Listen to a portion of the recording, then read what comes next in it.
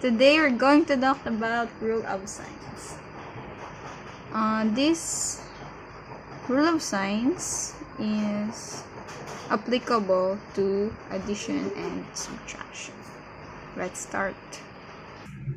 So when your integers are both positive and positive, your answer will also be positive.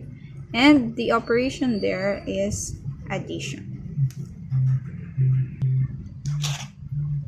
When your signs are, or your integers are both negative, and negative, your answer will also be in negative form. And the operation there is still addition.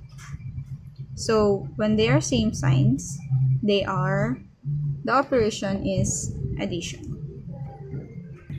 Next, when you have an integer who has a bigger positive number and the other number is negative, you will follow the sign of the bigger number. But your operation is in subtraction.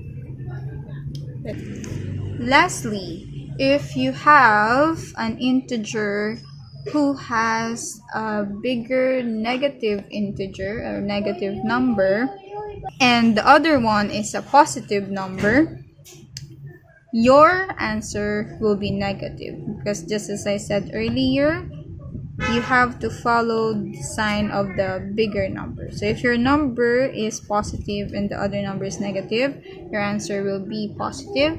And if your number is negative and the other number is positive but the bigger number is negative, your answer will be in negative. But the operation is in subtraction. So if they have different signs, they are subtraction, and if they have same signs, they are addition. So that is the first part in the rule of signs.